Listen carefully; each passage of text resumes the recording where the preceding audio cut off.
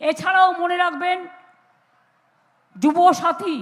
যুবসাথী আমরা বলেছিলাম এপ্রিল থেকে পাবে, বাড়তি লক্ষ্মীর ভাণ্ডারও এপ্রিল থেকে পাবে, কিন্তু আমরা মার্চ থেকেই করে দিয়েছি।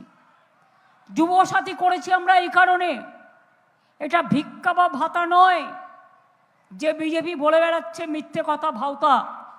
আমি ওদের বলি, ওরে শোন, তোরা তো কোনোদিনও সংসার চালাসনি, আর গ্রামে জন্মাসনি, পাও রাখিস না।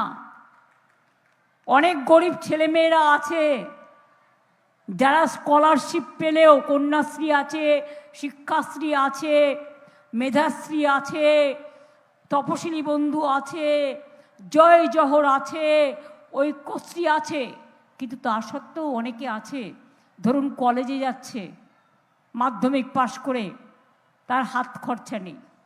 এটা হচ্ছে তার পকেট মানির জন্য দেয়া হচ্ছে, যে তারা যাতে তাদের খরচাটা নিজেরা চালিয়ে নিতে পারে।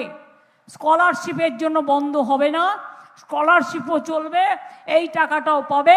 40 বছর বয়স পর্যন্ত করা হয়েছে, আর তার মধ্যে আমরা চেষ্টা করবেও তারা যাতে জীবিকার সন্ধান পায়। দিল্লিতে মনে রাখবেন, এই বিজেপি সরকার ক্ষমতায় আসার আগে বলেছিল প্রতি বছর 2 কোটি করে লোককে চাকরি দেব। মিথ্যে কথা, ভাওতা, ছলনা। ছলনার আশ্রয় নেওয়া খুব বড় পাপ, জানেন তো? আজ পর্যন্ত কাউকে দিয়েছে? উপরন্তু যত সেন্ট্রাল গভর্নমেন্টের এজেন্সি আছে তাদের অত্যাচারে, আর সেন্ট্রাল গভর্নমেন্ট যত কোম্পানি আছে ম্যাক্সিমাম বন্ধ করে দিয়েছে। আজকে ভারতবর্ষে বিজেপির নেতৃত্বে